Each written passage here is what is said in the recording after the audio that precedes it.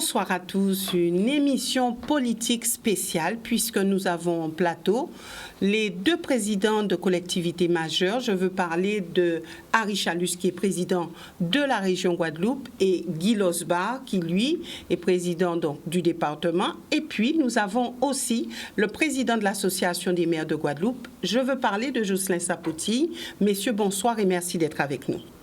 Bonsoir. Bonsoir. Bonsoir.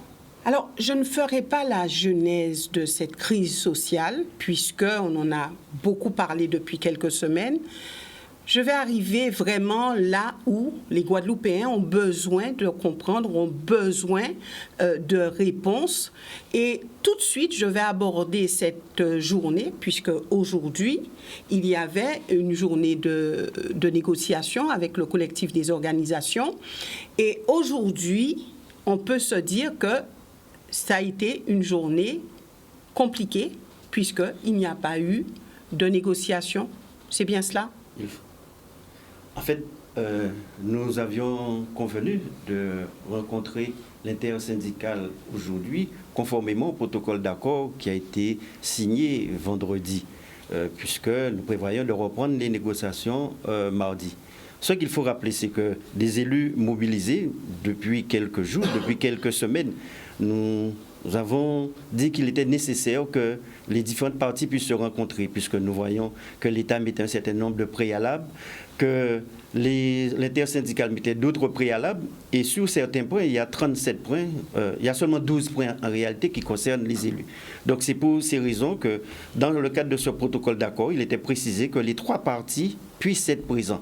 De même que sur les différentes questions, il y a en phase 1 toutes les questions urgentes et en phase 2 les questions que nous pouvons traiter à plus long terme et ce que nous avions convenu pour que tout soit traité au 31 décembre au plus tard. Donc c'est en ce sens que nous avons adressé un courrier à la préfecture, à l'État, et également un courrier à l'intersyndicale.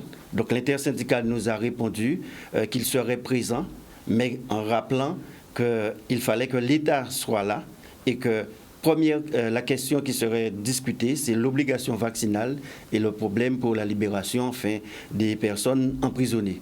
Donc, vous comprenez parfaitement que cette question, en aucun cas, ce n'est ni le président de région, département ou les maires qui pouvaient traiter cette question. Donc, c'est pour cela que nous avons dit que si l'État n'est pas présent, nous ne pouvons traiter cette question concernant l'obligation vaccinale, puisque tout le monde, qu'on soit élu, responsable ou pas, on sait que c'est une loi et que nous, notre marge d'intervention est très faible à ce niveau-là et que c'est une compétence de l'État.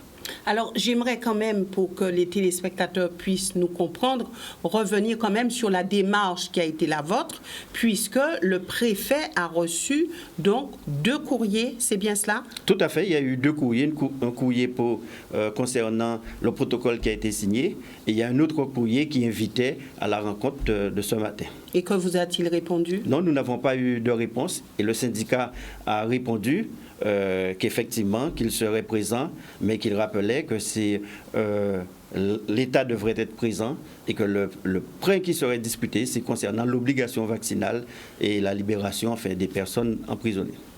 Alors, oui, Jocelyn Sapoti, sur cette partie, qu'avez-vous à rajouter? Bien, je pense que M. Losbar a été très clair. Ce matin, il s'agissait de négocier.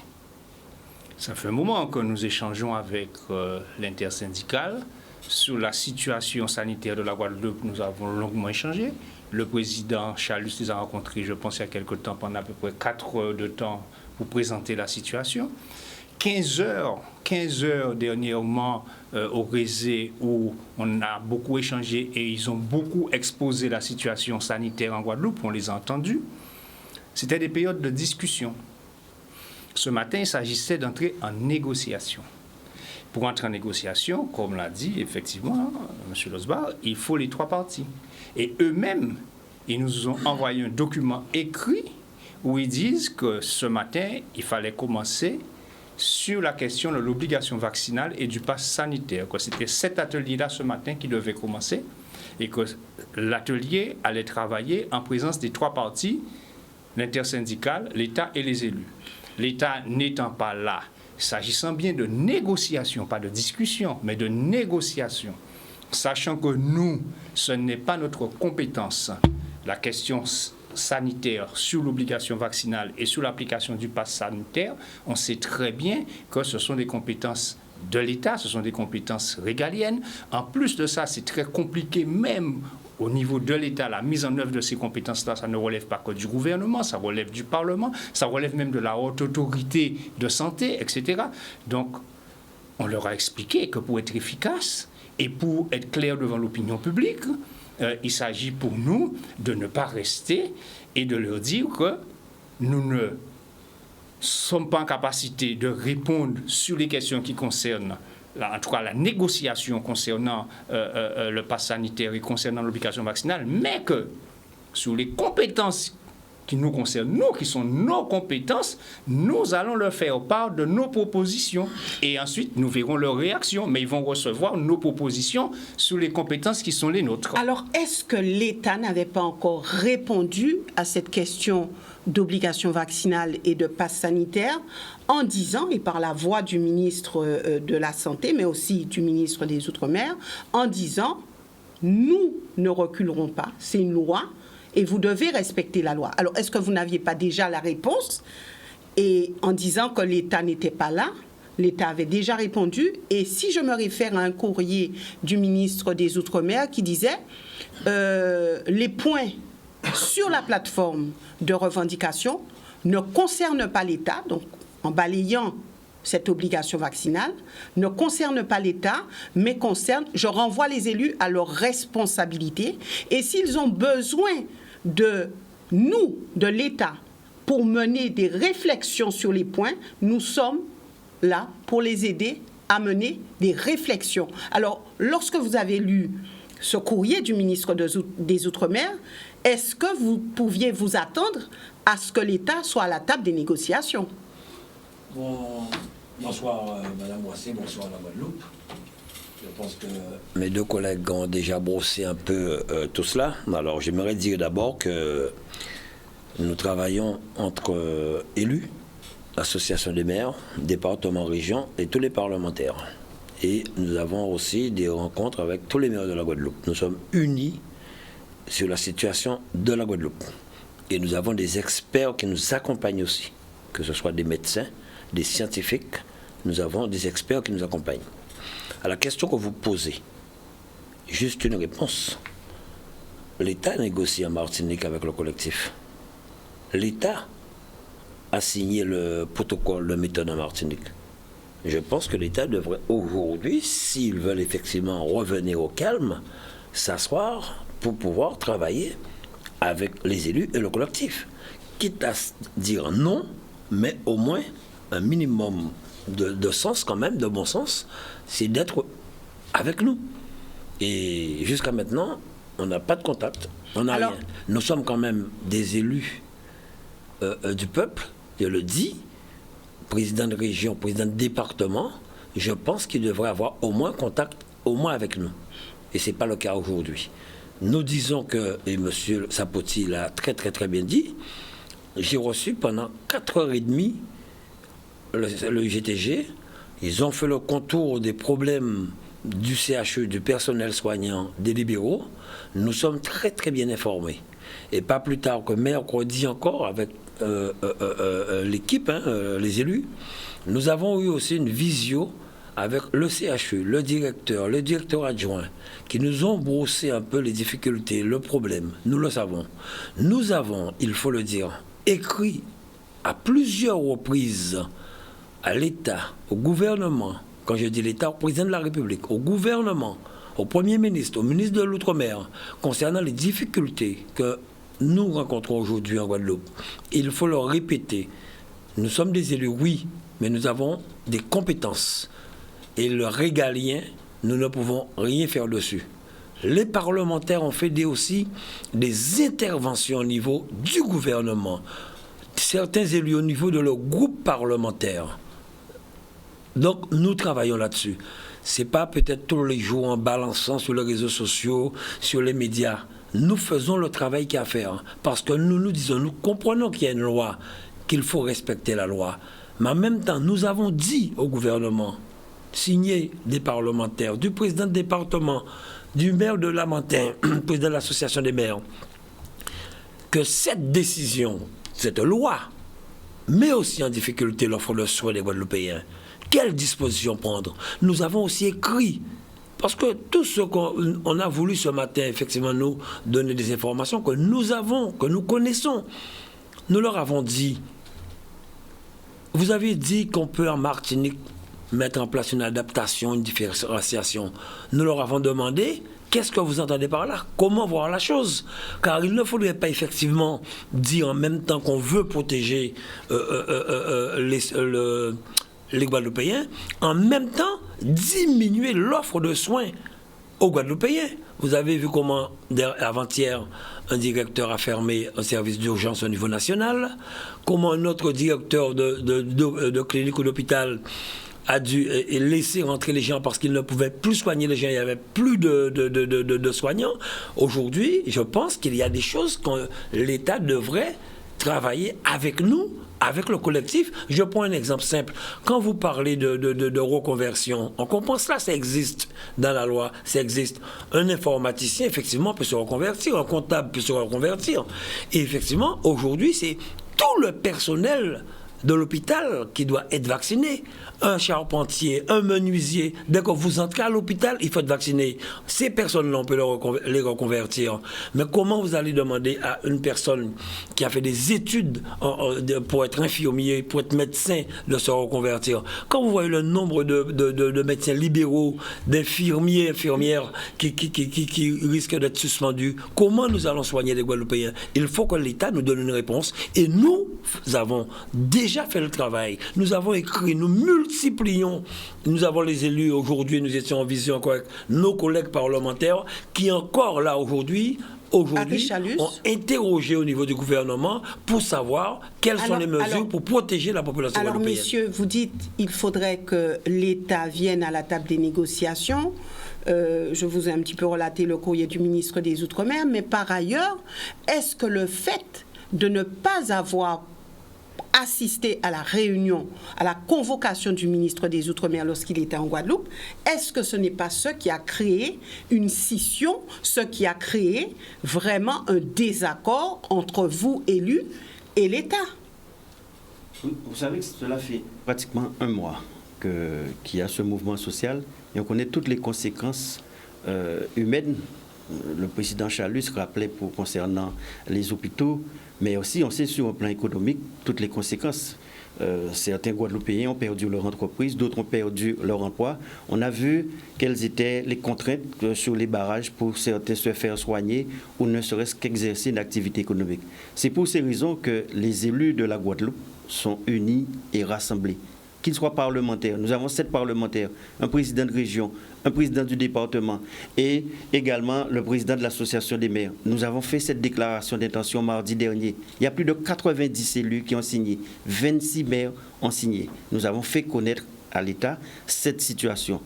La dernière fois, nous l'avions vu quand le ministre est venu. Il n'est pas venu dans des conditions de respect et de bienveillance pour que les réunions puissent se tenir. Et on peut se demander aussi pourquoi, ni avec l'intersyndicale, ni même avec les élus. C'est pour ces raisons que nous avons pris cette initiative de dire que pour sortir de cette crise, il y a 3 acteurs principaux.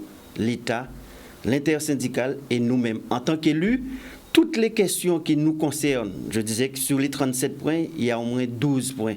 Nous avons fait des propositions, les services du département, région, avec les parlementaires, pour répondre aux contraintes, pour répondre concernant la jeunesse, sur l'amélioration de l'habitat, sur le social. Donc, ce qui voudrait dire que nous sommes dans cette démarche concernant ces revendications. Mais il y a ce point bloquant, l'obligation vaccinale. Et je crois que le président de l'association des maires l'a bien expliqué. Au niveau de l'intersyndicale, c'est le préalable, c'est le premier point. Nous avons même dit qu'il y a des points qui nous concernent. On pourrait peut-être commencer par ces points et peut-être concernant...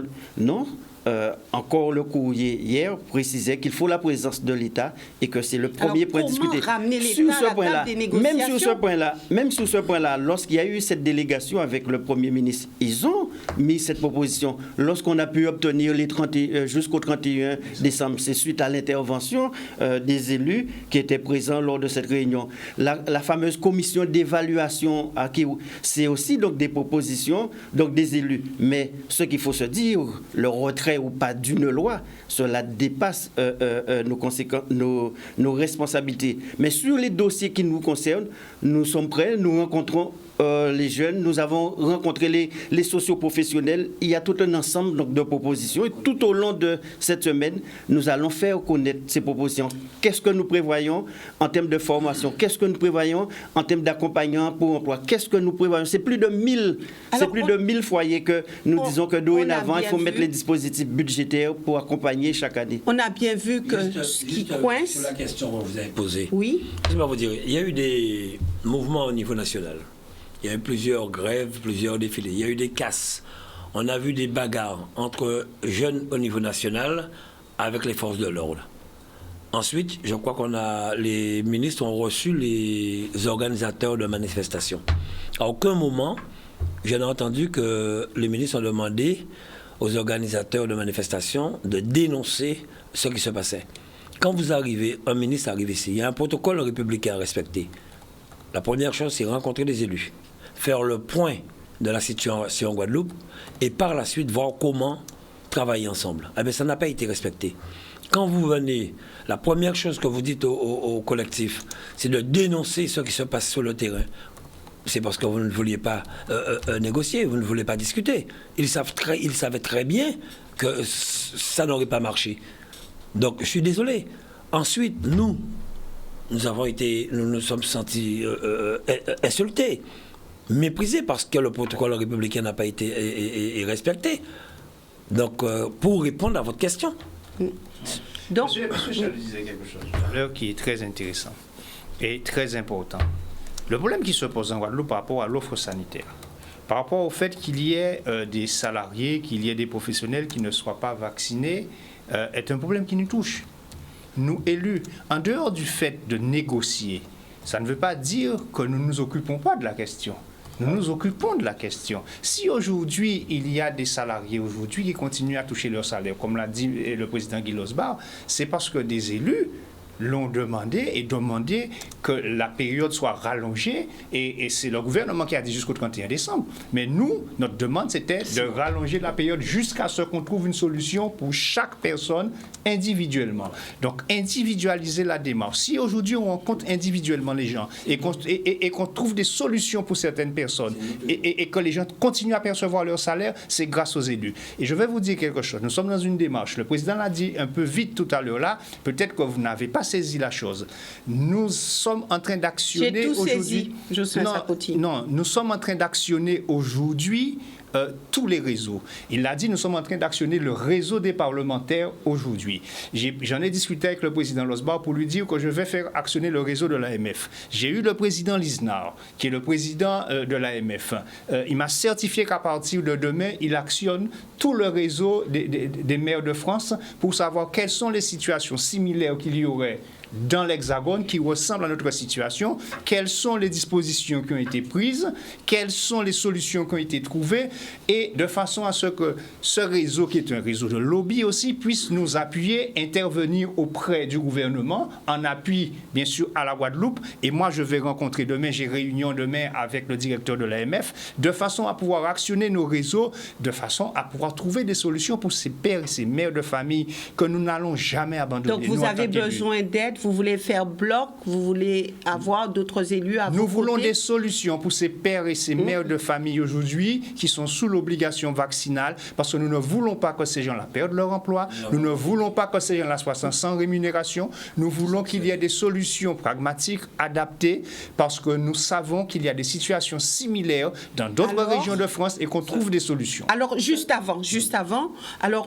parallèlement, lundi dernier, il y a eu donc cette mise en place de la structure d'écoute, d'incitation, et où le gouvernement, sous l'égide du ministre de la Santé, et où le gouvernement dit « Oui, mais nous avons des résultats parce que et c'était jeudi dernier, parce que sur une semaine, moins d'une semaine, nous avons eu plus de 280 personnes qui ont entamé leur schéma vaccinal.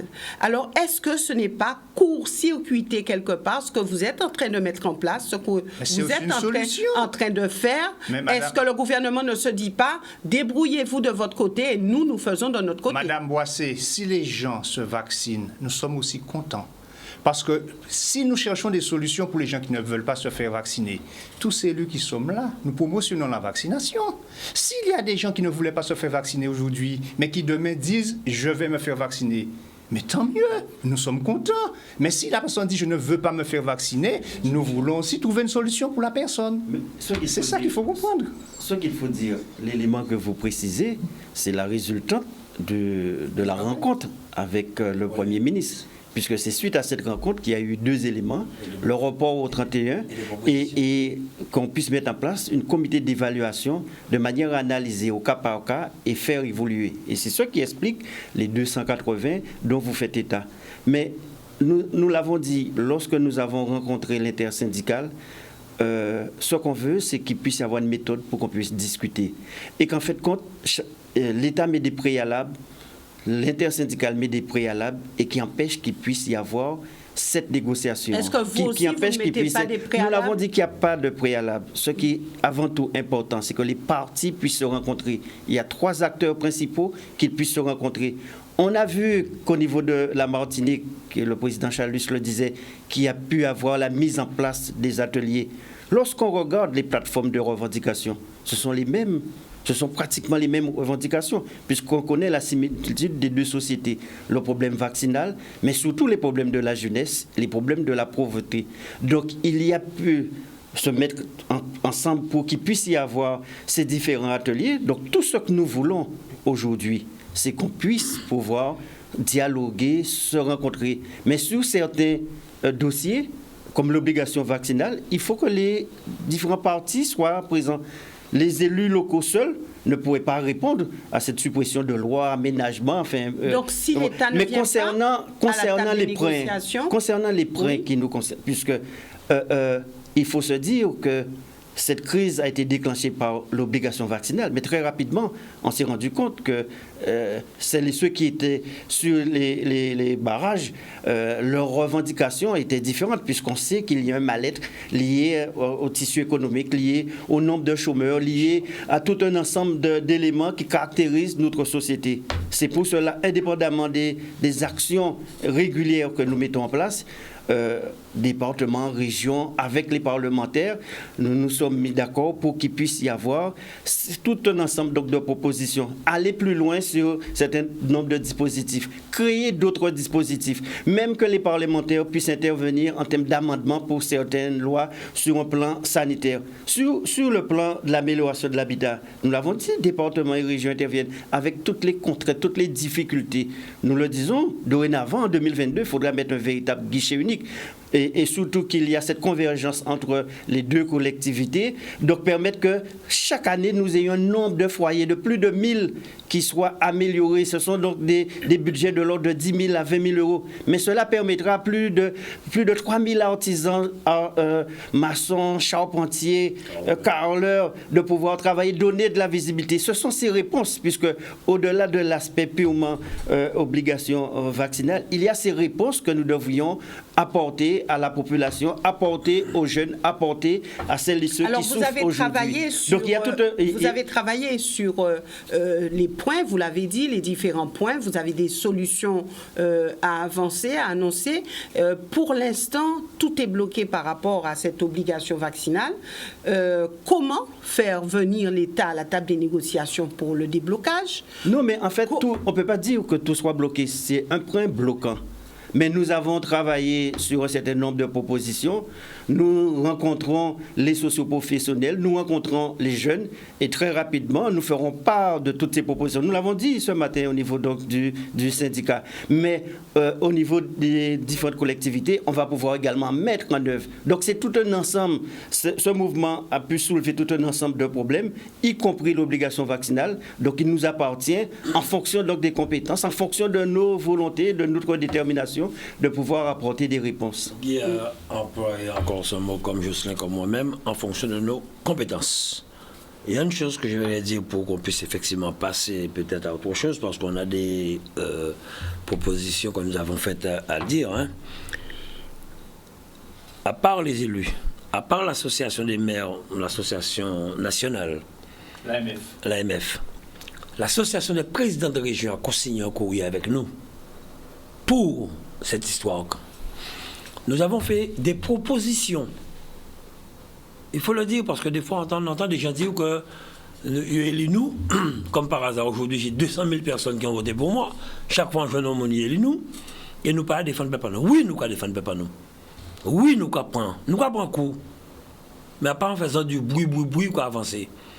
Nous avons proposé nous qu'on puisse peut-être trouver des solutions pour ne pas mettre à mal la santé des Guadeloupéens. Que ces gens mettent des masques, que la VMA, qu'il y ait une distanciation, qu'on puisse revenir en attendant de trouver des solutions. Parce que l'application du test PCR que nous, régions et départements, avons proposé de financer, si l'État ne le finance pas. Pourquoi nous l'avons dit? Le temps de trouver quelque chose. Nous avons martelé sur les médias, sur les courriers, que nous sommes contre la sanction, contre la privation de salaire de pères et de mères guadeloupéens. Souvent, vous avez mari et femme qui travaillent au niveau de la santé. Et la Noël Kavin, on ne peut pas un cadeau, on comprend cela aussi.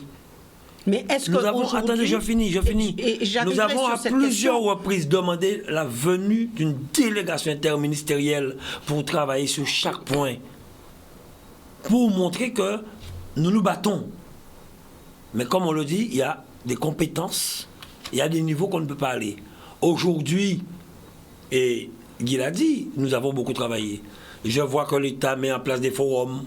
Je vois que l'État essaie de toucher du monde à gauche et à droite. Mais où était l'État avant le conflit? Où était l'État toutes ces années passées? Nous irons plus loin. Nous avons déjà été plus loin. Parce que nous voulons vraiment que ça puisse s'arrêter. Où était l'État quand les gens se sont battus concernant le chlordécone? Et j'autre là, en cas voyez comme était tout bitin, ils vont rencontrer des jeunes à gauche, des jeunes à droite? Non. Pour essayer, pourquoi l'État fait cela? Pour essayer de nous diviser.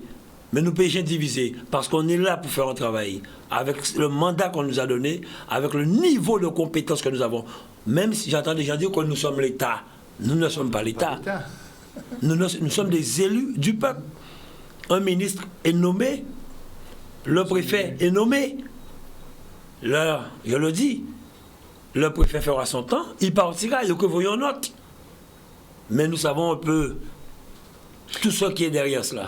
Alors juste avant, Henri Chalus, j'aimerais vous poser une question. Est-ce qu'à l'instar du maire des Abîmes, président de Cap Excellence, vous dites, nous, en ce qui nous concerne, si nous sommes dans une structure où nous sommes en gérance dans une structure, nous ne sanctionnerons pas, il n'y aura pas de suspension, il n'y aura pas non plus de retrait de salaire. Est-ce que vous êtes capable de dire ça, puisque le maire des Abîmes a dit... Vous allez poser une question, je vous réponds. Oui. J'ai du personnel dans ces cas-là. Eh bien, nous les avons déplacés.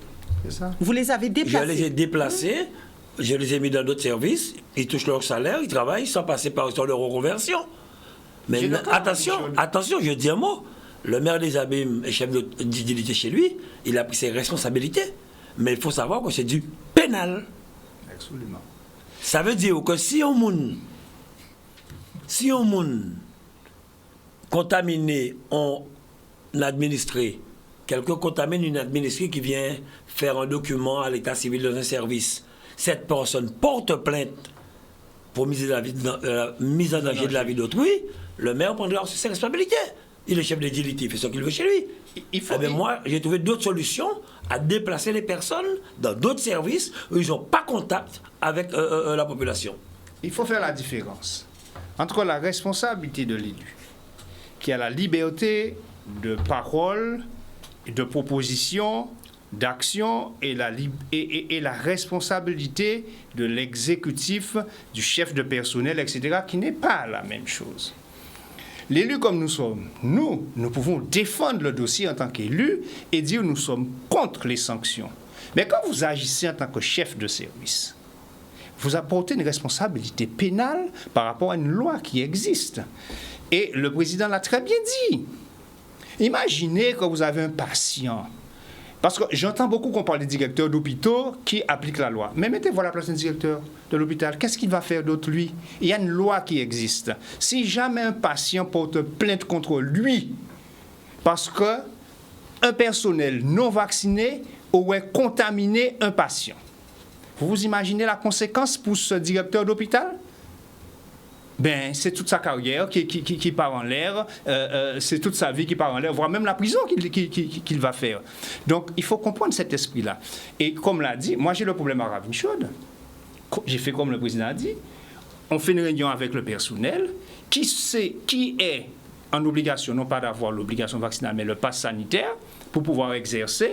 Eh bien, nous avons organisé les services en conséquence. Sans pour autant, parce qu'on pouvait le faire, sans pour autant toucher effectivement à la carrière des gens, mais en respectant la loi. J'ai fait respecter la loi. Tous les maîtres nageurs répondent à l'obligation vaccinale. Je vais pas 30 secondes, je te laisse la parole. Juste une petite anecdote. Parce que mon pas vrai, et après ça, là, on est problème, c'est vous seulement quand même. Je me rappelle le proviseur d'école, qui est un bonhomme magnifique, merveilleux. Je dirais seulement son nom, c'est Vamur. Il sortait de quelque part en entrant du côté de Chabron, où il y avait beaucoup d'eau. Il y a eu beaucoup d'accidents là. Un verre de vin qu'il avait pris seulement. Il n'avait pas de taux d'alcool. Il n'avait pas de taux d'alcool. Mais il a eu un accident.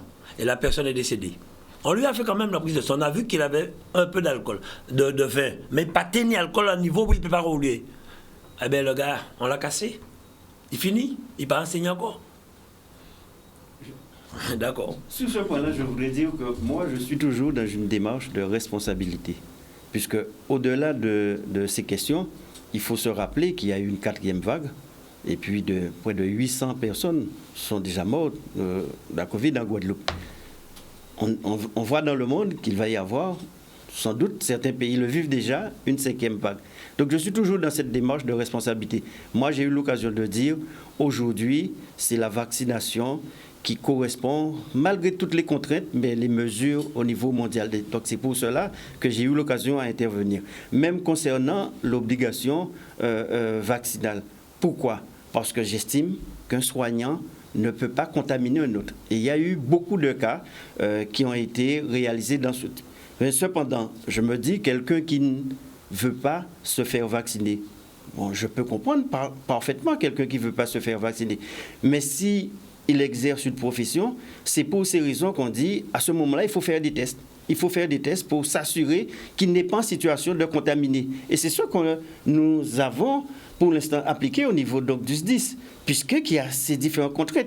Mais où nous sommes en négociation, discussion avec les syndicats pour leur dire oui, même s'il n'y a pas d'obligation vaccinale. Si vous avez donc des craintes par rapport à tel vaccin, il y a d'autres qui existent, et trouver toutes les solutions. Apparemment, on se dit que le personnel commence à se faire vacciner, en tout cas ceux qui étaient contre. Oui, mais qui montre que notre démarche porte ses fruits. Mais en fait, quand il y a des responsabilités qui sont les nôtres, il faut l'assumer avec toute la détermination, le courage ou pas qu'il faut, mais tout en tenant compte d'une situation. Puisque c'est pas parce que je suis pour quelque chose, je ne peux pas comprendre qu'en face que l'autre, il ne veut pas se faire vacciner. Mais l'essentiel, c'est de faire en sorte qu'il, s'il exerce sa profession, qu'il ne soit pas en situation de contaminer un autre. Donc, au-delà du vaccin, il peut y avoir donc des tests et soit prêt à faire des tests régulièrement. Vous êtes pénalement responsable. Vous allez poser une question. Oui, vous êtes exprimé là-dessus, vous vous êtes positionné depuis tantôt. Est-ce qu'aujourd'hui, l'intersyndicale peut entendre ce discours et se dire nous progressons sur les autres points et nous attendons de voir par rapport à cette obligation vaccinale? Enfin, je pense qu'il faudrait que vous puissiez leur poser la question. Ce qui est important pour moi et pour nous, on le dit, l'intersyndicale n'est pas notre adversaire ni notre ennemi. Je comprends leur mouvement. Ils sont dans leur rôle, ce sont des syndicats. Je les comprends. Mais il ne faudrait pas non plus qu'ils essaient de nous mettre en difficulté par rapport à la population et à l'État. Pour l'instant, vous êtes en difficulté? Non. Vous savez, là où ça pose peut-être problème, c'est que nous, l'intersyndicale, pour nous, c'est un partenaire social avec lequel nous dialoguons, nous travaillons et avec lequel nous pouvons négocier, mais sur les points uniquement sur lesquels nous sommes compétents. Nous pouvons dialoguer sur tout avec eux, mais négocier, on ne peut négocier que sur les choses pour lesquelles on est compétent. Donc, c'est un partenaire. Dans l'esprit de certains, on devrait nous aligner derrière l'intersyndicale. Voilà. Mais non, nous ne sommes ni derrière l'intersyndicale, ni derrière l'État. Voilà. Nous sommes des élus du peuple. Nous sommes à notre place. Et nous disons, nous allons plus loin que l'État.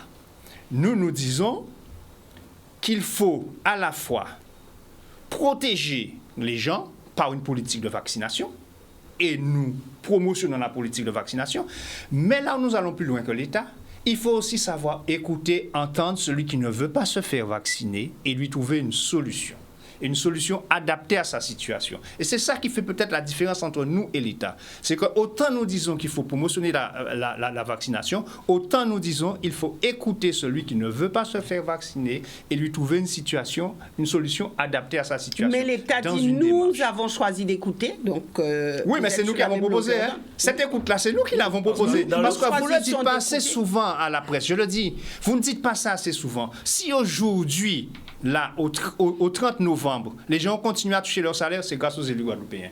On ne le dit pas. Si on va jusqu'au 31 décembre, c'est grâce aux élus guadeloupéens. On ne le dit pas. S'il y a aujourd'hui cette cellule d'écoute, et si aujourd'hui il y a eu plus de 300 autres personnes qui se sont fait vacciner entre-temps, c'est grâce à cette cellule d'écoute que les élus guadeloupéens ont demandé. Donc nous sommes proches de cette population et de ces gens qui sont en difficulté. Nous voulons les aider. Importante pour qu'on puisse comprendre cela. Jocelyn Saponti est maire du Lamentin. Demain, il décide de déplacer 5 agents. Vous pensez que Henri Charles, président de la région, Guy Losborg, il dit pas fait ça? En tant que collègue, on lui dira, est-ce que ça en fait là bon? Mais on ne peut pas s'immiscer dans la gestion de sa collectivité. Il est maire. Il a tout pouvoir pour cela. Eh bien, c'est pareil. L'obligation vaccinale, le pass sanitaire sont loi. On ne peut pas rentrer dans cela. On fait le travail derrière pour soutenir, je le dis, nos compatriotes, et je le répète, nous avons toujours dit que nous sommes contre la sanction, contre la privation de salaire. On l'oublie de le dire.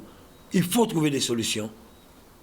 Sur tous les conflits, sur tous les conflits qui étaient là dernièrement, j'étais avec les syndicats. On a réglé plusieurs conflits. Je n'ai pas fait de bruit avec ça.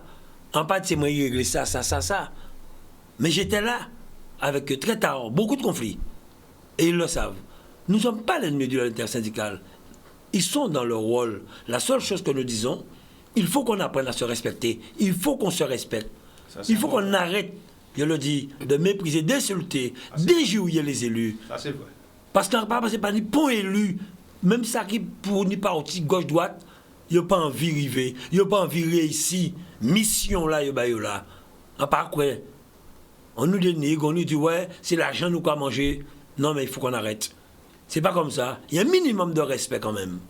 Je suis sûr que pendant que nous parlons là, il y a certains qui ont déjà écrit sur leur téléphone, sur leur bulletin, disent, mais c'est fait médias là, yo. C'est des vendus, c'est des inutiles. Mais je vous dis ça, je suis sûr qu'il y en a qui ont déjà écrit ça. C'est pas comme ça qu'on va avancer. Écoutez ce qu'on vous dit. Écoutez ce qu'on vous explique, parce que nous sommes élus, nous sommes en responsabilité, nous savons comment fonctionnent les choses. Il y a un minimum de connaissances à savoir, il y a un minimum de civisme à avoir. Un pays ne marche pas dans le désordre. Et nous disons que les syndicats, ce sont des partenaires. Nous avons besoin d'eux. Nous avons besoin des syndicats. Mais je dis bien les syndicats. Hein, je fais la différence entre un syndicat aussi et des gens qui se réveillent un matin et qui décide de venir s'asseoir devant vous, il y aura représenté Yankinyo et Lomboajayo et il veut imposer. Je fais une différence. Hein. Monsieur Domota, Madame Mtoumo, ce sont des représentants avec lesquels nous devons discuter parce qu'eux, ils représentent quelque chose. Monsieur Nomertin, non, les deux qui discutent très bien. Oui, Monsieur Nomertin est quelqu'un qui représente. Monsieur Évariste est quelqu'un qui représente. Mais je dis ça. Mais il y a des gens qui se réveillent comme ça un matin et illuminés et qui méprisent et qui ont la science et qui décident que les élus doivent les écouter, C'est quoi ça? Non, un syndicaliste, oui. Oui, j'ai donné des noms de syndicalistes ici, là.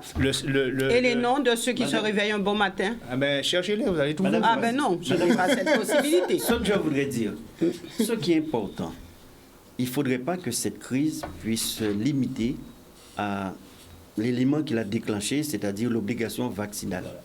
Effectivement, cette crise a permis de montrer tous les problèmes liés à la jeunesse, tous les problèmes liés au coût de la vie, tous les problèmes liés à l'offre de soins, tous les problèmes liés à les conditions de vie de beaucoup de personnes.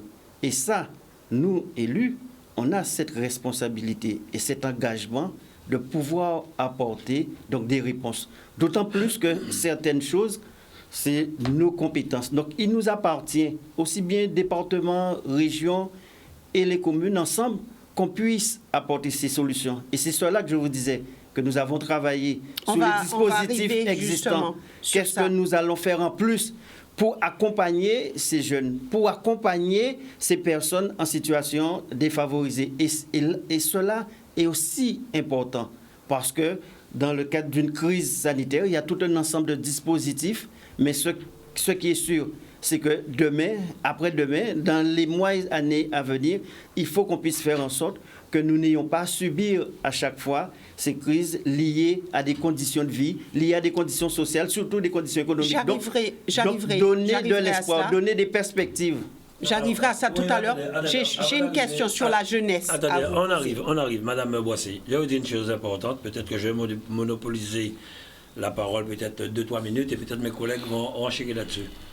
Une chose aussi que j'aimerais, j'entends des émissions radio, télé, il sera aussi important, je le dis haut et fort, que nos journalistes puissent à un certain moment aussi s'informer et répondre à certaines personnes et dire à certaines personnes, ça on va dire là pas bon parce que la loi dit ça. Je prends un exemple, je peux profiter sur votre antenne pour le dire. J'écoute souvent Madame Judith et il n'y a qu'à féliciter parce qu'elle répond. Quand j'entends hier soir, sur une radio, un bonhomme dit pour l'eau et l'assainissement, il faut 2 milliards en Guadeloupe. Je dis non, il y a des études qui sont faites. 1 milliard, eau et assainissement. Les stations sont là. C'est l'entretien pour l'assainissement. Les canalisations sont là. Oui, il faut beaucoup d'argent pour l'eau. Nous avons fait cela. La deuxième chose importante que j'aimerais dire, et ça on oublie de le dire, en 2019, avant le Covid, la croissance en Guadeloupe était de 4%. Aucune région de France. 4%, parce que nous avons fait le travail. Guy Losbar était mon premier vice-président, délégué aux finances. Le chômage a baissé de moins 7%, mieux que l'Hexagone qui était à 3,4%. On oublie de le dire, c'est le Covid qui nous a ralenti. Quand nous parlons de jeunesse, j'ai vu on a reçu hier les jeunes diplômés au département. Et aujourd'hui, Guy arrive, mais il était avec moi à la région.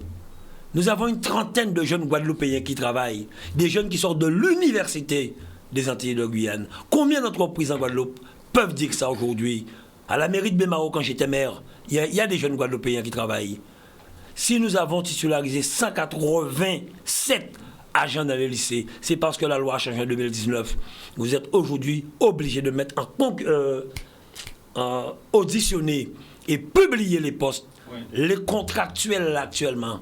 Si certaines communes ne prennent pas des mesures, ça veut dire que si on monte à l'extérieur, n'importe côté postulé et on a sa titulaire et prioritaire devant elle.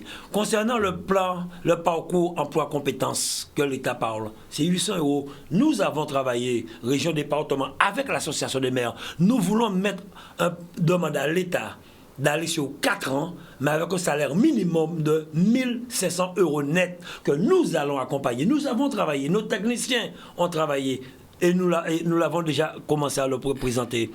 Concernant la jeunesse en général, nous avons le plan Action Jeunesse que nous avons déjà mis 5 millions. Je le dis aujourd'hui, il faut que les gens le sachent. Mais en plus de cela, sur les travaux que nous avons réalisés ces derniers jours, plus de 4 millions de supplémentaires que nous avons mis, sans compter ce qui existe, les aides à la formation pour les étudiants, pour les infirmiers. Sur quoi? Pour la jeunesse, en plus sur la jeunesse, pour les accompagner. Sur tout ce que je vous dis là, sur la plateforme, on parle de santé. Nous ne sommes pas compétents en matière de santé. Aujourd'hui, c'est 21 millions qui sont budgétisés pour la santé.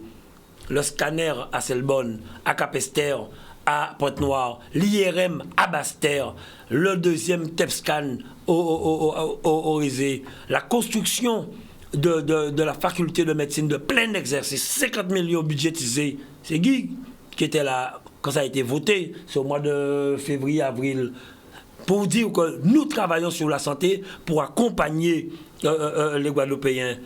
J'ai vu l'école sur la plateforme.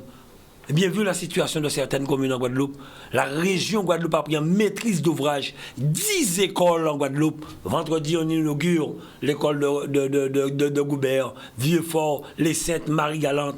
Concernant le sport, 20 futsal sont en construction actuellement. On a commencé à Pointe-Noire, on a fini Saint-Claude, on a une vingtaine de communes où nous allons mettre ça en place. Les stades à Port-Louis, budgétisés 4 millions d'euros, les travaux devraient commencer premier semestre 2022. Le gymnase, les 2 gymnases qu'on construit, le CREPS, on vient de finir le tapis du terrain de football en synthétique, la salle d'escrime, la piste connectée. Nous sommes retenus pour les Jeux Olympiques, une salle d'haltérophilie qui est en construction. 16 déchetteries sont budgétisées, 8 ont commencé. Bouillante, allez voir. Concernant l'eau, c'est sur la plateforme. La région a déjà budgétisé 200 millions. C'était 170 avant, mais nous avons eu un reliquat de 42 millions dans le cas du réacteur. Nous avons mis 30 millions encore pour l'eau. Et nous demandons à l'État de nous autoriser avec le département à continuer en maîtrise d'ouvrage pour accélérer et pour pouvoir découper tous ces travaux pour donner à plusieurs entreprises du travail. Et dans tous nos marchés, nous mettons des clauses sociales pour permettre de recruter, je pense aussi, les maires le font, pour pouvoir, les clauses sociales pour recruter des jeunes. Donc quand on parle, je finis Madame Boissé, quand on parle de travail, nous faisons le travail. Peut-être que nous ne sommes pas assez entendus, peut-être qu'il n'y a pas assez de communication. Quand je dis 4% de croissance, c'est énorme. Quand nous participons à 3 millions au niveau du capital de Corsair, qui aujourd'hui nous recrute 75 jeunes, dont 50 Guadeloupéens, eh bien c'est pour eux nous qu'on fait. C'est ça le travail pour la jeunesse. Henri Chalus, vous avez souvent dit, et Guy Losbar et vous aussi, nous travaillons pour la Guadeloupe, nous sommes fiers, vous avez dit... c'est pour cette raison qu'on a voté pour nous, pour travailler pour la Guadeloupe. Je suis fier de mon bilan. Alors comment expliquer cette crise sociale ? Puisque je viens de vous dire, Madame Boissé, vous me posez une question. Je viens de vous dire qu'avant cette crise sociale, nous étions à 4% de croissance. C'est bon. C'est le Covid-là qui jouait. Aujourd'hui, les restaurateurs, le monde événementiel, l'économie, eh bien aujourd'hui, comme Guy vient de le dire, nous sommes à l'orée d'une 5e vague. Et nous pouvons bloquer cette 5e vague si nous respectons les gestes barrières, si nous mettons nos masques, si nous mettons l'argent... si nous vaccinons aussi. Si nous lavons mains, si nous vaccinons, on peut bloquer cette 5e vague qui risque de carrément terrasser l'économie du pays. Nous étions à 1,2 million de touristes. Nous avons fait venir ici JetBlue. Nous avons négocié pour Air France puisse aller aussi au niveau de New York, Air Belgium. Nous avons travaillé, nous avons même signé pour nos jeunes Guadeloupéens une convention avec le Madison Square Garden pour pouvoir avoir des échanges pour jeunes nous pays là. On a fait beaucoup de choses. Alors, mais on va mettre tout cela dehors bientôt. On va inviter toute la presse pour nous, avec le département ensemble, pour que nous puissions mettre en direct pour les Guadeloupéens tous ceux qui sont là actuellement en place. Le Covid nous a freiné, Madame Boissy. Alors, juste avant Guy Losbar, j'aimerais vous poser une question qui taraude tous les Guadeloupéens. On a vu qu'il n'y a plus de barrages, que les choses sont rétablies. Est-ce que c'est vous, élus, qui avez discuté avec cette jeunesse, vous avez réussi à convaincre la jeunesse que vous allez travailler plus pour elle, vous allez... faire en sorte que les choses aillent mieux parce qu'on voit qu'il n'y a plus de barrage, les choses sont rétablies. On ne va pas dire ça. Est-ce que c'est le fruit de votre travail? On ne va pas dire que c'est... Non, mais on a rencontré la jeunesse. Non, ce n'est pas le fruit de votre travail. Attendez, on ne peut pas être prétentieux comme ça. Et voilà. On a rencontré la jeunesse. Le président Chalus, le président Losbar et moi-même, on a rencontré la jeunesse. Déjà, on a fait une belle réunion avec les jeunes qui étaient sous les barrages, à la mairie de La Montagne. La première réunion. Plusieurs réunions. Une, celle-là, plusieurs réunions. Plusieurs, bien sûr. Et nous n'avons pas arrêté. Il y en a d'autres encore qui sont prévus. Nous n'avons pas arrêté de travailler avec les jeunes. Sur La Montagne, nous sommes en chantier avec des jeunes sur plusieurs projets. Et le président Losbar est au courant. Ce sont des jeunes qui travaillent même aussi sur sa commune à Petit-Bourg, où nous embauchons des petits bourgeois. Nous allons ouvrir sur le reste de la Guadeloupe. Nous travaillons avec la jeunesse. Mais le président Chalus a raison. On oublie en Guadeloupe qu'il y a eu la Covid quand même. On oublie qu'il y a eu une 4e vague qui a mis à plat la Guadeloupe, l'économie de la Guadeloupe. On oublie les 800 morts qu'il y a eu. On oublie qu'on a eu confinement sur confinement et que chaque confinement, ce sont des entreprises qui ne travaillent pas, qui ne produisent pas de chiffre d'affaires, qui n'embauchent plus. On a oublié tout ça. On oublie que la crise sanitaire est pire que la crise sociale et que la crise sanitaire, là, si on ne la bloque pas, cette crise sanitaire, si on ne bloque pas la 5e vague, je ne sais pas dans quel état qu'on sera. Le président Chalus l'a dit, il faut respecter les gestes barrières. Il faut avoir tout l'arsenal de protection. Il faut aussi se vacciner, je le dis. Ouais. Parce que, mais oui, je vais le dire, parce qu'on regarde les pays où effectivement on arrive à conjuguer les choses, où on arrive à modérer les choses. La France aujourd'hui est en train de subir une 5e vague. Elle vous dit qu'elle va sortir bientôt de la 5e vague. Regardez combien de gens sont morts en France lors de la 5e vague. Pourquoi la 5e vague n'a pas été aussi mortelle que nous avons eu une 4e vague en Guadeloupe? Parce qu'ils sont vaccinés. Je l'assume, moi. Il faut avoir le courage de l'assumer. Je le dis. Si on veut, oui, Madame Boissé, je n'ai pas peur de le dire. Si on veut effectivement qu'on puisse affronter la Covid, la meilleure arme qu'il y a aujourd'hui, c'est le vaccin. Avec ses faiblesses.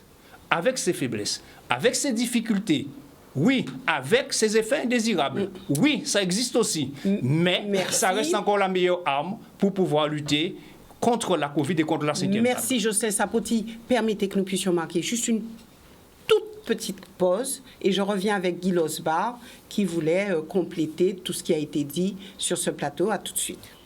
Voilà, nous revenons avec nos invités, Guy Losbar, président du département, Harry Chalus pour la région et Jocelyn Sapoti, président de l'Association des maires de la Guadeloupe. Guy Losbar, je reviens avec vous sur tout ce qui a été dit, puisque vous vouliez intervenir avant la pause, intervenir sur votre positionnement par rapport à tout cela ou sur les propositions? En fait, il faut qu'on puisse être conscient qu'il y a eu la crise en 2009. Et aujourd'hui, en 2021, nous avons une autre crise. Il faut qu'on puisse tirer les leçons donc, de ces deux crises. Et si on veut tirer les leçons, il est nécessaire que chacun, sur la base de ses certitudes, mais aussi puisse se remettre en question sur un certain nombre d'actions ou la façon de faire. Et même au niveau donc, des politiques publiques, sur un certain nombre de choses, il faut remettre en cause. Puisque nous avons vu, le président de région vient d'expliquer tout un ensemble d'actions qui ont été réalisées, qui ont été mises en œuvre. Mais sans pour autant que la population puisse avoir conscience de cela, premièrement, mais deuxièmement, puisse être intégrée et activer ces différentes politiques. Et je crois que nous devrions agir autrement.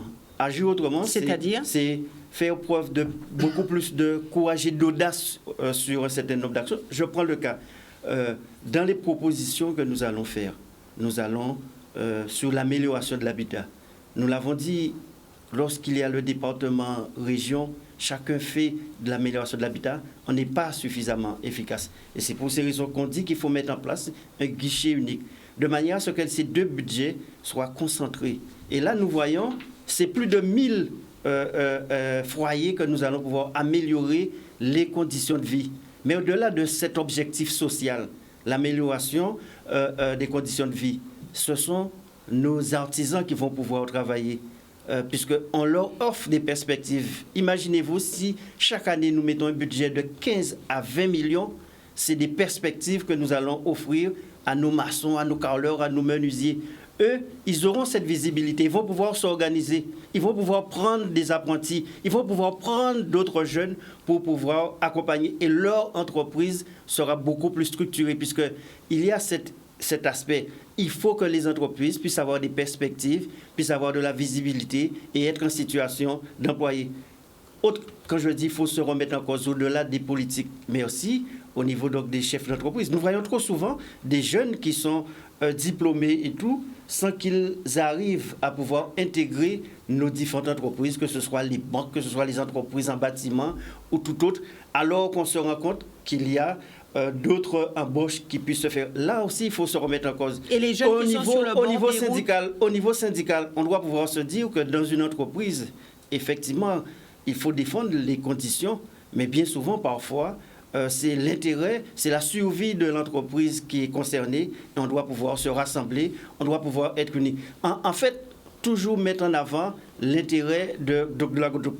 Il y a une phrase que je dis, pensez Guadeloupe, agir Guadeloupe. On doit être dans cette démarche. Et c'est pour ces raisons que, sur ce plan-là, ne serait-ce que dans le domaine culturel, on dit que la culture, qu'on le veuille ou pas trop souvent, c'est dans nos politiques, c'est en termes d'animation.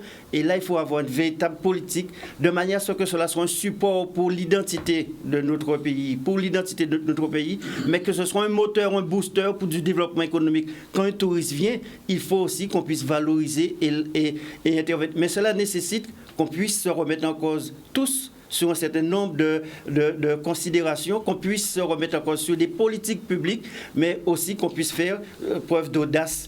Nous parlons donc vous avez parlé des jeunes. J'aimerais juste vous poser une question. Des jeunes, parce que j'en ai reçu sur ce plateau, les jeunes disent oui, il y en a qui sont diplômés, qui trouvent plus facilement à travailler, mais nous qui sommes sur le bord des routes, nous qui n'avons pas de travail, qui n'avons pas de formation, il n'y a rien. Pour nous, il n'y a rien pour que nous puissions être insérés. Alors, ces jeunes-là qui ont été mis en avant pendant cette crise sociale, que pouvez-vous dire à tout cela? Mais en réalité, il y a tout un ensemble de dispositifs qui, parfois, ne sont pas forcément connus, ou parfois ce sont des dispositifs nationaux avec toute la complexité pour les exercer ici. C'est pour ces raisons, je dis souvent, il faut qu'on soit aussi dans une démarche de responsabilité locale. Quand je prends concernant les jeunes, nous disons qu'il faut revoir certains dispositifs, les compléter, les amender, mais surtout, nous parlons d'ambassadeurs de jeunes. Il faudrait que, dorénavant, d'ici 2022, que dans toutes les communes, en lien avec les mairies, que nous puissions avoir des ambassadeurs qui puissent intervenir auprès des jeunes, connaître les différents dispositifs départementaux, régionaux et même également Pôle emploi. Autre élément que nous constatons, il faut qu'on soit conscient, il y a une lourdeur administrative. Quand vous voulez un dossier, qu'il s'agisse de la région ou encore du département, ou voire parfois au niveau d'une commune, cela prend trop de temps. Comment simplifier? Donc, il faut véritablement ce choc de simplification. Comment? Je l'ai dit au niveau du département, moi je voudrais m'engager à ce que, quel que soit le dossier, que dans les 30 jours, ce dossier soit traité. S'il n'y a pas une réponse au niveau de la collectivité, qu'on considère que ce dossier soit traité. Nous évoquons le cas pour les jeunes. Quand il y a tout un ensemble de démarches, au bout d'une semaine, au bout de 2 mois, au bout de 2 mois, au bout de 3 mois, après l'institut, on ne croit plus. On ne croit plus, et on ne croit plus dans le dispositif, et on ne croit plus dans cette possibilité. Donc là, c'est en ce sens que je dis que nous, au niveau donc des différents élus, il faut reconsidérer les choses, simplifier, mais aussi que les délais soient moins longs. Mais aussi, il faut qu'au niveau de la population, que l'ensemble, nous soyons dans une démarche de responsabilité. Si vous voulez créer une entreprise, il faut savoir que vous pouvez avoir un accompagnement de l'État, un accompagnement de la région, mais être créateur d'entreprise aussi voudrait dire qu'on va prendre des risques, il y a un certain nombre de responsabilités. Et là, il faut se reconnaître que dans ce domaine, parfois, il y a trop d'assistance. Et les dispositifs que nous mettons en place n'arrivent pas à remplir tout à fait leur objectif. Donc, se dire que penser différemment au niveau donc, des élus, dans la mise en place donc, des dispositifs, dans le traitement. Puisque là, nous disons que dès le mois de janvier, nous l'avons vu avec la région, mettre une véritable équipe qui, lorsque le dossier arrive, automatiquement, il est pris en considération et soit traité le plus rapidement, de manière à redonner confiance, de manière à redonner cette visibilité. Parce que trop complexe, délai trop long, et on voit, quelle que soit la volonté, quelles que soient les politiques budgétaires, quels que soient les budgets que nous pourrons allouer, n'arrivent pas à Est-ce que ça voudrait dire que tous ces dossiers auront une réponse positive? Non, c'est-à-dire, j'exprime un souhait, au-delà d'un souhait, je suis un élu. Je suis président du département. Je ne peux pas me contenter uniquement de formuler un souhait. C'est un engagement, c'est une volonté de pouvoir modifier, de pouvoir changer les choses, repenser changer autrement, les pratiques et faire preuve de beaucoup plus d'audace sur un certain nombre de choses. Mais ce que je dis, ce n'est pas seulement l'élu, président de département, région. Les acteurs économiques doivent pouvoir évoluer en ce sens. Les acteurs syndicaux et même au niveau donc, de la population, au niveau donc il y a un dispositif. Il faut que le jeune puisse dire c'est en moins. Ça fait, c'est et aller jusqu'au bout. Quelles que soient les difficultés, quelles que soient les embûches, aller jusqu'au bout. Nous sommes dans une société où les choses ne sont pas faciles. Il faudrait que personne ne puisse croire que c'est simplement le maire, le président, celui-là qui va faire. Si on ne pas goumer, on va arriver à rien aujourd'hui. Il faut aussi que nous croyions dans cette démarche. Alors, ce que Guy dit, il faut aujourd'hui que ce soit à nous, régions, départements, communes, qui nous adaptons à la population, non la population à nous. Répondre aux jeunes, c'est une volonté. Ça ne veut pas dire qu'on répondra s'il y a 1000 dossiers, les 1000 seront satisfaits. Ça n'est pas bon, nous ne pas bon, mais nous on va les accompagner. Mais une chose importante, il faut aussi actuellement, nous avons discuté de ça parce que depuis quelque temps, je ne vous cache pas, c'est... vous savez, on va dire peut-être c'est le mouvement, mais c'est bon. Ça va permettre nous aussi d'évaluer autre chose. Ça va permettre nous de prendre des décisions. 9 heures de séance de travail sans manger. On veut aussi aujourd'hui que tous les maires puissent s'impliquer au niveau de la jeunesse. Nous sommes prêts à mettre les moyens pour la jeunesse. Mais il faut aussi sensibiliser les jeunes à aller vers des formations. Et que derrière, ils sont sûrs d'avoir un emploi. J'ai entendu sur une radio un jeune parler qu'il est dans le BTP, il dit il ne peut pas faire l'école. Mais il s'est formé aujourd'hui, il est responsable. On manque de carreleurs, on manque de plombiers, on manque de beaucoup de choses ici. Mais il faut que le jeune veuille se former. C'est pour cette raison aujourd'hui, on a recruté 15 jeunes, ou 17. On a mis en place une task force. Des jeunes Guadeloupéens, qui sortent de la métropole. Ça ne m'a pas dit ça. Hein? Alors on vous attaque sur le fait d'embauche de personnes extérieures. Vous savez, laissez-moi vous dire une chose aujourd'hui. Les syndicats, vous voyez, courrier contre vous, et ils portent plainte contre vous, seulement le cas traité, c'est nous, les maires, les présidents. On applique la loi. Il y a des choses à faire, on le fait. Mais on a recruté 15 jeunes venant de la métropole guadeloupéenne. Une task force qu'on a présentée à la presse, pour ne pas parler de ça, pour accompagner les entreprises guadeloupéennes, mais aussi les jeunes guadeloupéens qui veulent créer leur entreprise. Parce qu'il y a des choses. On veut aller vers l'innovation. On veut innover, permettre à beaucoup de jeunes. Il y a beaucoup de choses qu'on peut créer. On a réfléchi, on a des idées. Et on va les mettre en place rapidement. Dans le cadre du plan Action Jeunesse, M. Paul Napri, Mme Priscilla Sylvestre, ils ont une équipe. On a commencé avec à Mortonol, avec des jeunes. On a amené tous les services de la région, de chefs d'entreprise sur le terrain. Et on veut le faire dans toutes les communes de la Guadeloupe. Mais il faut que les jeunes viennent aussi voir ce qu'ils peuvent trouver. Donc il faut que les maires et les CCAS s'impliquent. Nous avons des réponses. On peut faire plus. On ne fera, moi je le dis, ça c'est ma conception personnelle, il faut le dire, on ne fera jamais pour tout le monde. Mais on peut faire pour plus de la moitié. On peut encourager. On peut donner de l'espoir. Mais il faut aussi qu'il y ait la volonté des jeunes. Je vois aujourd'hui toujours des gens me dire, oui, en Bouzin acheté en friteuse, en barrique j'ai moins fait. Tous les jours on dit qu'il y a un service économique. C'est finançable. On vous a acheté un gros moteur pour voiture, un moteur à... C'est un moteur là, on va démarrer là, on va une lumière là. Un groupe électrogène. Tous les jours, on leur dit cela. Des gens, je viens de jeunes qui me disent qu'il fait une formation. Je lui dis, mais est-ce que tu as fait une demande d'aide au service formation? On accompagne. 3000 jeunes passent le permis par année. Je ne sais pas chez Guy combien il y en a dans les communes aujourd'hui. Le permis poids lourd, le nombre de jeunes qui passent le permis poids lourd, financé par la région. Il y a des choses qui se font. Les BPGEPS que nous mettons en place pour les jeunes, les formations comme d'entraîneurs de football, de basket, de hand. Aujourd'hui, c'est par là qu'il faut passer.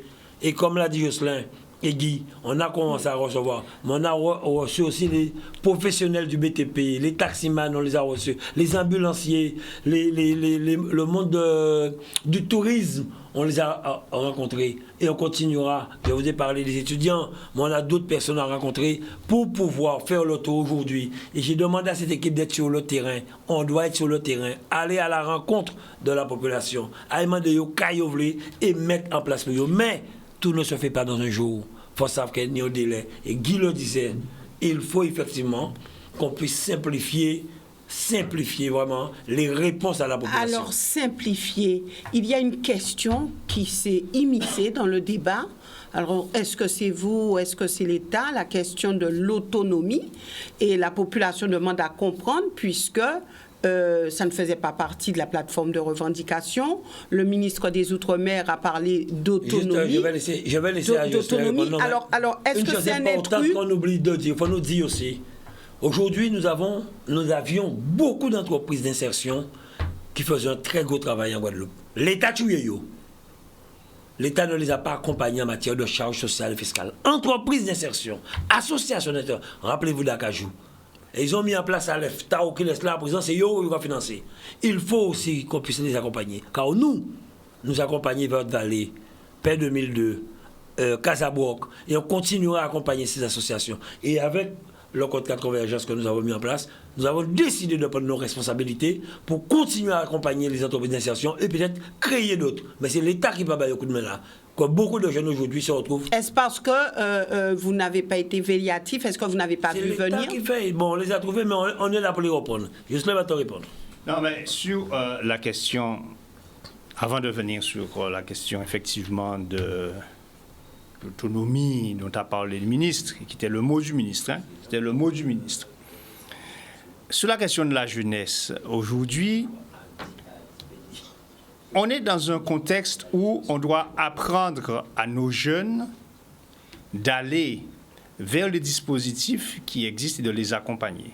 Et j'ai entendu le président Losbar dire effectivement qu'il faut qu'on puisse avoir soit des animateurs ou encore des ambassadeurs qui accompagnent les jeunes pour aller... Parce qu'on s'est rendu compte d'une difficulté qu'il y a, et moi en tant que maire je vis ça très bien, c'est que beaucoup de dispositifs existent, les jeunes ne savent pas, ou encore ils savent, mais ne savent pas faire. Et même qu'on a des jeunes qui ont des idées, mais qui ne savent pas transformer leur idée en projet pour pouvoir construire cela et aller vers de l'avant. Donc c'est pour cela que, au lieu d'aller chercher à créer d'autres dispositifs encore, et à ajouter encore dans le millefeuille, et à complexifier encore les choses, la démarche, et on a déjà commencé à faire cette démarche-là, on est en train de la faire, c'est d'aller vers les jeunes, On vient de signer, il y a beaucoup de villes qui l'ont déjà signé, la ville de Lamentin, je pense que Petit-Bourg l'a signé aussi, Bémaro aussi, avec la CAF, qui est ce contrat qui nous permet de décentraliser nos services, d'aller vers les associations, d'aller vers les jeunes dans les associations, d'aller les chercher, parce que la vie est devenue comme ça. En temps, nous, avant, c'est nous qui les chercher, mais à présent, il faut aller chercher le jeune pour lui montrer le chemin, l'expliquer, son parcours, etc. Et surtout, l'emmener à avoir un projet. Parce qu'on ne peut pas réussir dans la vie si on n'a pas de projet. Vous pouvez avoir 10 000 dispositifs qui existent là, mais si vous n'avez pas un projet personnel, si vous-même vous ne savez pas où vous voulez aller, vous n'allez jamais trouver le bon projet. Donc en fait, aujourd'hui, le travail consiste à aller vers les jeunes, à les accompagner, et c'est presque un travail au corps à corps qu'il faut faire. à travers des structures qui sont spécialisées pour cela. Et, alors, j'aimerais revenir à ma question. Voilà, non, mais c'est pour vous dire que tout est... à ma question. Non, je reviens, tout est pour vous dire. Non, pourquoi je dis ça? Et j'insiste, c'est pour qu'on ne se perde pas encore dans ajouter des dispositifs à d'autres dispositifs, ajouter. Il y en a, on vient de le dire, il y a plein de dispositifs. Il faut renforcer ce qui existe, il faut mieux utiliser ce qui existe, il faut apprendre à utiliser ce qui existe. Et ça, c'est très important. Ensuite, autre chose. Sur la question, effectivement, du mot là, dont vous parlez, qui est l'autonomie. Je pense que le ministre a voulu faire une provocation, et je vous l'explique très bien, puisque il y a une revendication qui est sur la table. La revendication dit abrogation de la loi. Je dis les choses. Le ministre dit, si vous voulez abroger la loi, prenez votre autonomie. Ouais, c'est parti comme ça. Et c'est parti comme ça. Il a fait une provocation, puisque la loi est faite pour le territoire français. Vous ne voulez pas que la loi soit appliquée chez vous. Eh bien, prenez votre autonomie. Dans un raisonnement logique, on va dire qu'il est allé jusqu'au bout du raisonnement. Mais nous, ce n'est pas nos propos, nous. Ce ne sont pas nos propos. Nous ne sommes pas sur cette question-là, dans l'immédiat là, nous sommes sur le règlement d'une situation concernant des pères et des mères de famille. Régler cette situation, attendez-moi, laissez-moi parler. Là. Mais c'est ce que je suis en train de vous dire. Mais je vous dis qu'on n'en est pas là. Donc, vous pouvez régler les problèmes sans en arriver là. Mais c'est ce que je suis en train de vous dire. D'accord. Nous sommes dans une situation aujourd'hui où il faut régler des situations pour des pères et des mères de famille qui sont en difficulté parce que ces gens-là ne veulent pas se faire vacciner. Et ça, on le comprend et on respecte ça. Et que ces gens-là, il faut les accompagner individuellement pour trouver des solutions. Pour trouver des solutions. Ça se fait. Ça se fait, c'est en train de se faire là maintenant. Et nous disons qu'il faut une période pour cela. Ils ont dit jusqu'au 31 décembre, mais nous avons dit qu'il faut une période d'accompagnement pour trouver des solutions pour les gens. Je vous ai dit que nous allons partir à travers le réseau des parlementaires pour voir si on trouve d'autres solutions, le réseau de l'association des maires, et le président l'a dit, le réseau des régions de France, parce qu'il y a des solutions qui... Il y a des situations similaires dans l'Hexagone où on a trouvé des solutions. Comment on peut trouver des solutions pour ces pères et ces mères de famille et ces familles guadeloupéennes qui sont dans la souffrance? Nous ne sommes pas là pour venir parler ni d'autonomie, ni de ces choses-là. Ce n'est pas ce C'est un mot qui fait encore peur, l'autonomie? Ce n'est pas un mot qui fait peur, sauf qu'on ne veut pas créer de la confusion. Le débat aujourd'hui n'est pas ce débat-là. Si vous me demandez mon opinion, ça c'est autre chose. C'est un débat qu'on va ouvrir après. Moi, mon opinion... Après? Mais de toutes les façons, je vais vous dire quelque chose. Il y a un débat en Guadeloupe qui existe depuis 1940 sur la question de la relation entre la Guadeloupe et le pouvoir central. D'accord? Ce débat-là ne date pas d'aujourd'hui. Paul Valentino, dans les années 60, avait déjà ouvert ce débat-là. Rémy Souta, dans les années 40, avait déjà posé ce débat-là. Mais aujourd'hui... Le débat existe toujours, mais il existe différemment aujourd'hui. Au moment où je vous parle là, on est en train, dans l'Hexagone, de parler de la loi 3DS, qui parle aujourd'hui de différenciation. Nous sommes dans un débat aujourd'hui où la question de la différenciation, où la question du pouvoir local, où la question, effectivement, de la décentralisation renforcée n'est plus une question d'identité, n'est plus une question de savoir est-ce qu'on est une ancienne colonie ou pas. Laissez-moi terminer. Non, Guy Losbar va ajouter. Cette question, nous avons très peu de temps. Non, cette question-là, aujourd'hui, touche toute la France entière. J'ai fait une conférence à Paris où j'ai rencontré des régions qui ne sont pas des régions ultra-périphériques, qui sont des régions dans l'Hexagone, qui se posent le même problème que nous par rapport à un pouvoir local renforcé. Sans parler d'autonomie, mais tout simplement en disant que le pouvoir local, quand il peut faire mieux que l'État, à la place de l'État, parce que la proximité serait mieux, pourquoi ne pas le faire en proximité? Guy Losbar. En fait, vous connaissez mes convictions concernant la nécessité d'une responsabilité locale. Et cette crise ne peut que nous confirmer, conforter dans cette démarche. Nous ne pouvions rester dans une identité législative. On voit toutes les contraintes. Mais je crois que Jocelyn Sapoti l'expliquait, la crise nous montrait qu'avant tout, il ne s'agit pas qu'un gouvernement ou qu'un ministre utilise ce qui est fondamental pour notre développement, pour notre devenir, comme étant une diversion. Et je crois que l'histoire de la Guadeloupe nous le montre. Le problème se pose. Il y a eu les déclarations dès la départementalisation en 1946. Il y a les prises de position, il disait, de Rimné Souta, de Valentino et de tous les autres qui sont intervenus. Il n'y a pas très longtemps, pendant cette crise, j'entendais une chanson de Conquête qui a 30 ans, la Guadeloupe malade, avec tout un ensemble de choses. Et on retrouvait un certain nombre de réalités qui montrent qu'il y a cette nécessité que nous puissions se poser la question et voir comment demain peut être différent et surtout comment demain peut être meilleur. Mais il y a un problème de responsabilité. Il faut qu'on soit conscient. Nous sommes un pays où nous ne sommes jamais responsables.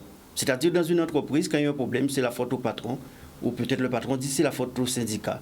Ou alors, si ce n'est pas la faute au patron, c'est la faute aux élus. Et parfois, peut-être élu même dit c'est la faute à l'État, faute au système, etc. Il faut que nous soyons dans une démarche où chacun, quel que soit son niveau de responsabilité, puisse pouvoir agir, puisse pouvoir prendre un certain nombre de décisions. Nous, en tant qu'élus, on a une responsabilité suprême, puisque la population a voté pour nous. La population a fait le choix sur notre personne, sur nos programmes, et qui nécessite qu'on puisse créer les conditions favorables pour permettre que les choses puissent se développer. Aujourd'hui, les intellectuels... Nous sommes dans cette démarche. Et pour cela, pour construire un pays, il faut que tout le monde... Mais il faut que ce pays soit rassemblé aussi. Aujourd'hui, les intellectuels... Nous ne pourrons y arriver si les intellectuels, comme vous dites, fustigent les élus, ou les élus ne prennent pas en considération des analyses des intellectuels, ou qu'il n'y ait pas ce lien. Souvent, on est dans cette crise où on parle de la jeunesse, mais il faut qu'on soit conscient d'un certain nombre de choses. Lorsqu'on voit la structuration de la société au niveau de la Guadeloupe, eh bien, on se rend compte que tout le monde doit être plus ou moins fonctionnaire de l'État, fonctionnaire dans une commune, fonctionnaire en région, fonctionnaire au niveau donc, du département. Or, on sait très bien que c'est l'activité économique, ce sont les entreprises, ce sont tout un ensemble de choses qui peuvent créer la richesse, qui peuvent aussi créer donc des emplois.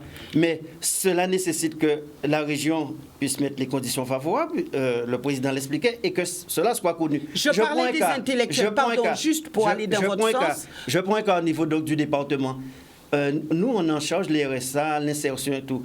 Et on s'est dit que concernant l'accompagnement, quelqu'un qui est en RSA et qui veut créer une entreprise, on doit pouvoir mettre tout un ensemble de dispositifs avec des associations comme Guadeloupe Initiative, avec des dispositifs financiers pour pouvoir l'accompagner parce que c'est une nécessité. On sait très bien que nous prenons la région, que nous prenons le département, que nous prenons l'ensemble des communes, il y a un pléthore d'effectifs. Il faut qu'on puisse créer d'autres éléments pour créer de l'emploi, pour créer de la richesse, pour créer des conditions donc, de développement au niveau donc, du pays. Lorsque je parlais des intellectuels, c'était justement sur la question de l'autonomie.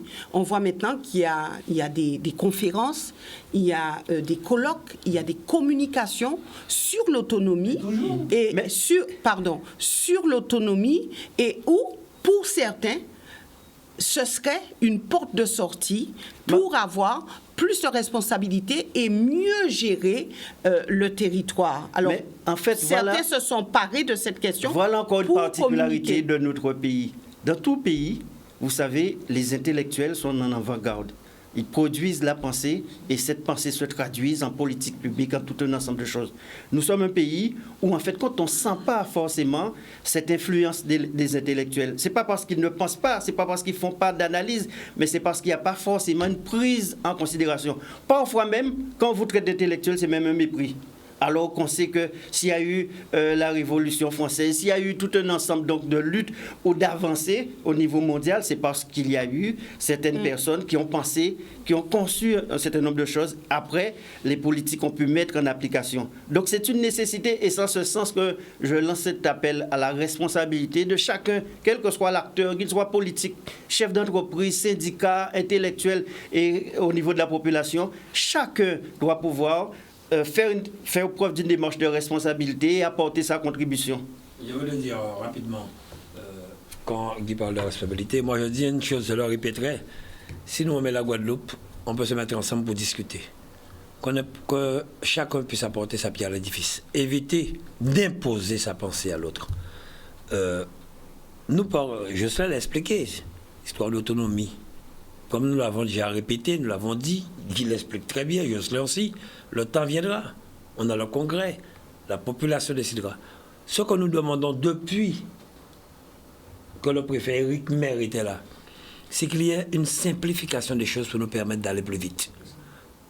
L'État a transféré des compétences à la région, au département et aux communes. Lycée, collège. Pardon? L'usine à gaz? L'usine à gaz. On demande, pour certains, on demande que l'État puisse nous transférer certaines compétences. Aujourd'hui, je prends un exemple. On a attaqué l'hippodrome d'Anse-Bertrand. On est arrivé, ça avait commencé. Ils n'ont pas fini des études sur la loi sur l'eau, des études archéologiques. C'est un hippodrome qui demain pourra recruter au moins une vingtaine de jeunes Guadeloupéens. Nous n'avons jamais fini. C'est budgétisé, les entreprises travaillent. Et il n'y a pas que cela. Donc, quand je le dis... Donc l'État vous coince? Parce qu'il y a des choses qui prennent trop de temps. Quand vous voyez, je prends l'exemple, on voulait faire une piste de super-motard pour les jeunes au niveau de la Gabarre.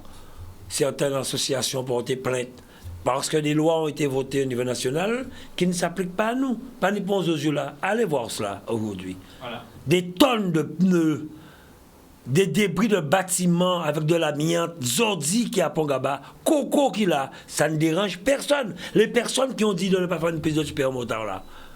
Eh bien, voilà ce que je dis. Quand vous voyez, tout le monde regarde Koh Lanta, la Polynésie, les belles paillotes dans la mer, c'est magnifique. On a un littoral magnifique. On peut développer l'économie sur le tourisme. Mais la Polynésie peut se développer autrement que nous. Oui, mais puisque nous ne sommes pas logés à la même enseigne. C'est pour cette raison que je vous dis qu'on a, et Guy l'a expliqué, on a des projets pour demain. C'est une réflexion qui sera menée, Jocelyn l'a expliqué, pour avoir plus de compétences, pour pouvoir... Attendez, l'État transfère certaines compétences. Nous, bon, hein, pour l'instant. Le problème des normes, c'est ce que le président expliquait avec des exemples très simples. Comment voulez-vous être compétitif sur un territoire caribéen ou, par exemple, pour construire une usine qui va transformer des ananas, vous êtes en compétition avec Sainte-Lucie? Vous avez des normes qui font que ça va vous coûter 4 fois, 5 fois plus cher en Guadeloupe parce qu'il faut respecter ce nombre de normes. Vous êtes en compétition avec une entreprise à Sainte-Lucie où il va pouvoir, lui, investir, développer cette même usine de transformation de l'ananas avec des normes beaucoup moins contraignantes. Et comme il dit, des normes qu'on applique certainement ailleurs, qui ont des raisons d'être ailleurs, mais qui n'ont pas de sens ici et qui sont des contraintes pour vous, qui vous empêchent de vous développer. C'est pour ça, tout simplement, que si nous voulons que la Guadeloupe se développe, si nous voulons des emplois pour les jeunes, si nous voulons que notre environnement économique soit propice au développement, il faut une adaptation des normes. Ça veut dire tout simplement qu'il faut que nous sortions, Guy Losbar l'a dit, de l'identité législative pour passer à ce qu'on appelle une spécialité législative. Ça ne veut pas dire qu'on se détache de la France, ça ne veut pas dire qu'on sort de la République française, ça veut dire tout simplement qu'il faut adapter les normes pour que nous puissions faire en local, en fonction du territoire, des choses adaptées qui nous permettent de nous développer. C'est ça que nous voulons. Nous sommes presque arrivés au terme de cette émission. Sur le transport, juste rappeler qu'il y a une CTAP il y a combien de temps, les présidents de PCI ont déjà accepté l'autorité unique de transport, le syndicat, le SMT est en train de travailler dessus pour que nous puissions mettre en place ce syndicat. Et la région s'est même portée volontaire pour soutenir les transporteurs en achetant des bus et le mettre à leur disposition pour ne pas ni à payer en Boussama bus là pour aller plus vite. Alors, justement, nous sommes arrivés au terme de cette émission. L'intérêt, c'est de savoir, mais à quand une reprise des négociations, à quand une rencontre avec l'intersyndicale? En fait, nous l'avons dit, toutes les questions qui concernent nos compétences, nous sommes prêts à dialoguer, à rencontrer tous les acteurs, les syndicats, puisqu'ils ont mis un certain nombre de revendications, l'État, parce qu'ils peuvent venir en complément de nos dispositifs, de nos propositions. Et d'ailleurs, avant même d'attendre ces différentes rencontres, nous allons informer, nous allons publier, nous allons communiquer sur nos propositions et nos réponses dans ce domaine. Nous n'arrêtons pas. Hein. D'accord. C'est pas Donc, parce que ça s'est passé aujourd'hui que les élus arrêtent de travailler. Et sur les sujets qui sont sur la table, nous n'arrêtons pas. alors, si sur les la question négociations vaccinale, ne reprennent pas, est-ce que vous ne craignez pas qu'il y ait encore une reprise des manifestations, des barrages, etc. vous pensez que la Guadeloupe a besoin de ça aujourd'hui? Sincèrement, quand on cherche aujourd'hui à trouver des emplois pour la jeunesse, quand on cherche à développer l'économie de la Guadeloupe, quand on sait qu'on risque d'avoir une 5e vague qui risque d'être meurtrière, vous pensez que la Guadeloupe a besoin de ça aujourd'hui? La Guadeloupe a besoin aujourd'hui pour faire tout ce qu'on a besoin là. Tout ce qu'on vient de vous dire là, tout ce que vous expliquez pour la jeunesse là, la Guadeloupe a besoin d'un espace de paix, de tranquillité, de travail, de sérénité. On ne construit pas un pays sans la sérénité. On ne donne pas du travail aux jeunes quand on chasse, je vous dis, quand on chasse les touristes. On l'a dit, il a dit tout à l'heure là, une Guadeloupe responsable. Comment allons-nous construire la Guadeloupe si on ne sait pas accueillir nos touristes? Nos voisins de la Caraïbe, regardez comment... On n'a plus beaucoup de temps pour... non, mais on n'est pas encore bon. Guy Losbar l'a dit, il faut qu'on soit responsable. Mais la responsabilité, c'est ça aussi. On n'est pas encore bon sur ça. Regardez nos voisins de la Caraïbe, comment ils ont une industrie touristique qui est florissante, ils savent faire travailler. Merci. Cela. On a besoin de ça. Merci, Jocelyn Sapoti. Merci. Oui. Alors, un tour de plateau, il y a eu Jocelyn Sapoti, Guy Losbar, et puis ensuite, ça sera à vous, à Richalus. Donc, qu'avez-vous à dire? Est-ce qu'il y a un appel à lancer à l'intersyndicale, à l'État? Que dites-vous ce soir? Moi, je dis souvent une phrase que les vents sont favorables à ceux qui savent où ils vont. Montrons où nous voulons aller et nous allons pouvoir profiter des opportunités pour un meilleur Guadeloupe. Oui, merci. On continue, hein. Ils ne l'ont pas dit, je pense qu'ils l'auraient dit. On a travaillé encore beaucoup aujourd'hui. Nous continuerons à travailler, à écrire où il faut, à demander et à taper où il faut pour que nous puissions sortir de cette crise et rassurer la population guadeloupéenne. Et j'aimerais lancer une force au nom de mes collègues, hein, même ceux qui ne sont pas là, à tout le personnel soignant qui se donne depuis 2 ans. Certains sont à la limite du burn-out. Nous avons une force là. Et c'est pour cette raison, il faut le dire, que la région et le département, pendant 3 semaines, ont livré 400 repas au CHU pour les soutenir. Aux pompiers, aux forces de l'ordre, à tout ce personnel Tous ceux qui sont en grève? Tous ceux qui travaillent pour la population guadeloupéenne, en gravant force Bayo. Parce que je le dis à certains, c'est vrai, c'est pas facile. Les policiers, ce sont des Guadeloupéens. C'est papa Tala, c'est tonton Atala qui est à Bastella, c'est frère Aïe. Tous là, faisons attention. C'est vrai, il y a certains moments, il faut avoir de la mobilisation, mais savoir comment le faire. Car nous sommes tous Guadeloupéens. Demain, pour faire la répartie, demain, le gouvernement peut changer, demain, nous resterons ensemble et il faut que nous construisions la Guadeloupe, c'est en nous. Si nous en meillons, il faut nous prendre soin. Merci à vous d'être venus sur ce plateau. Merci aussi à vous, téléspectateurs, de nous avoir suivis. Nous avons un prochain rendez-vous demain à 20h. Excellente soirée. Et puis nous parlerons aussi de fêtes, puisque nous irons du côté de Joux à Tradition pour que vous puissiez penser aux fêtes de Noël, aux fêtes de fin d'année. Et ça sera avec nos invités demain. Donc ne ratez pas ce rendez-vous. Excellente soirée. Excellente soirée à tous. Cette information-là, nous avons fait. Nous l'avons fait. Nous avons fait.